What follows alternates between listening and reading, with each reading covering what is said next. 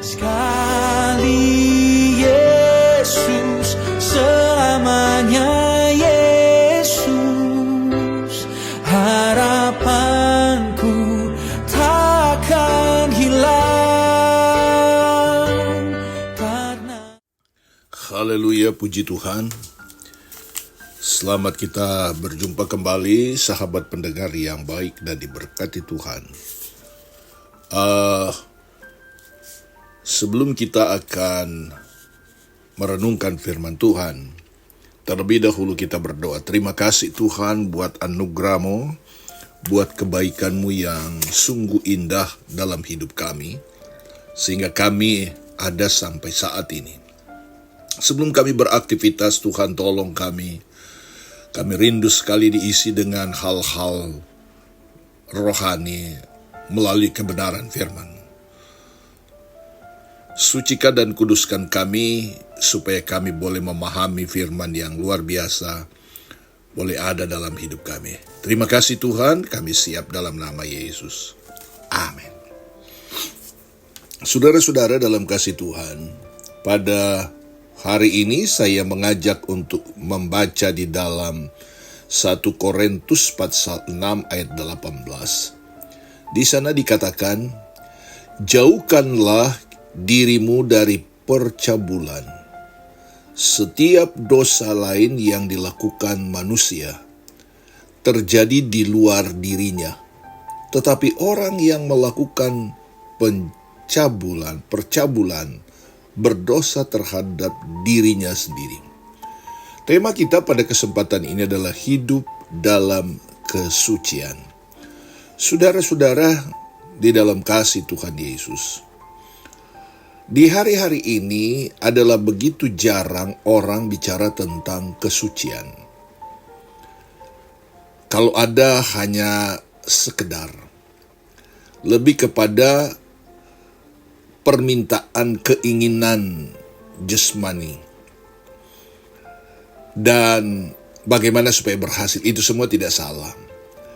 Namun kehidupan kita terpenting sebagai anak Tuhan, hidup dalam kesucian. Karena salah satu yang dikehendaki Tuhan adalah hidup dalam kesucian.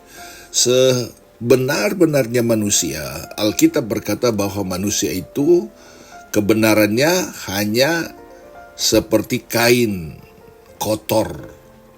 Ya.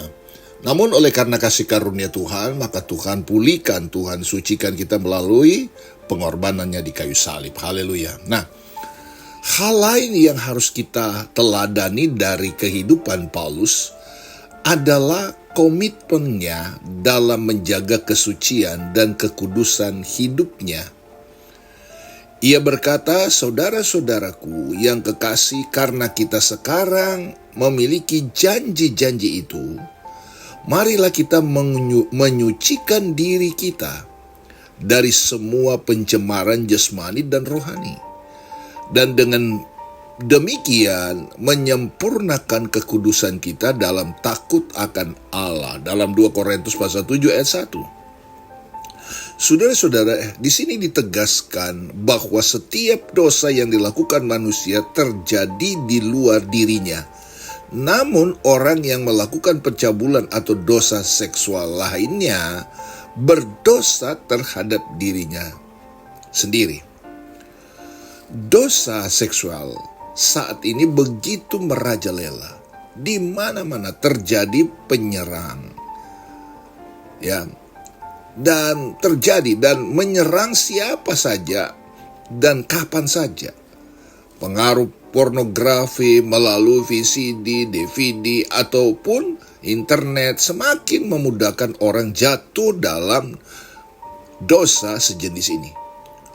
Mulai dari anak-anak, remaja, pemuda, orang dewasa, sampai yang usianya sudah lanjut, banyak orang kecanduan seks, penyimpangan seksual, perselingkuhan, dan penceraian kian marak dan tidak tabu lagi, ya. Malah dianggap biasa dalam kehidupan selebriti dan masyarakat umum.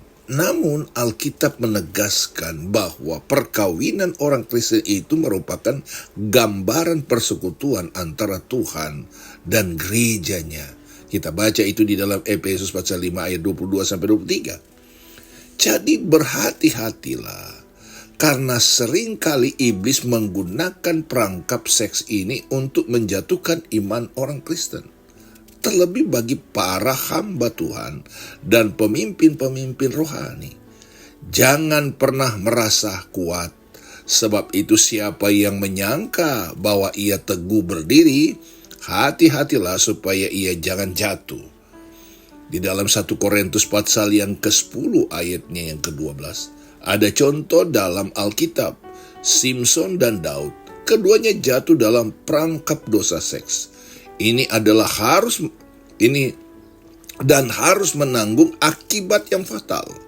Mata Simson dibutakan, menjadi bahan tertawaan, serta dijatuhkan budak orang-orang Filistin. Daud dijadikan budak oleh orang-orang Filistin. Keluarganya berantakan karena perselingkuhannya dengan Batsheba. Amnon, anak sulungnya, memperkosa Tamar, saudara tirinya. Absalom, kakak Tamar, marah dan membunuh Amnon. Lalu Amnon merebut takhta ayahnya dan meniduri gundik-gundiknya di depan banyak orang. Jadi saudara-saudara, kita minta kuasa Roh Kudus akan melindungi, memperlengkapi hidup kita, sehingga kita mampu hidup dalam kesucian. Nggak ada manusia yang sempurna.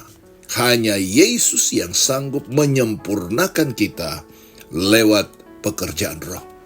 Jadi saudara-saudara, ingat, tanpa kekudusan tidak seorang pun akan melihat Tuhan. Sekali lagi, tanpa kekudusan tidak mungkin orang akan melihat Tuhan. Di dalam Ibrani pasal 12 ayat yang ke-14. Jadi saudara-saudara, tetaplah berdoa, dekat, minta kekuatan, perbanyak hal-hal rohani, perbanyak merenungkan firman Tuhan. Dan saya percaya Roh Kudus akan menolong kita semua. Roh Kudus akan memulihkan kehidupan kita, sehingga kita menjadi orang-orang yang berkemenangan di dalam Tuhan. Tuhan Yesus tolong kita semua. Amin.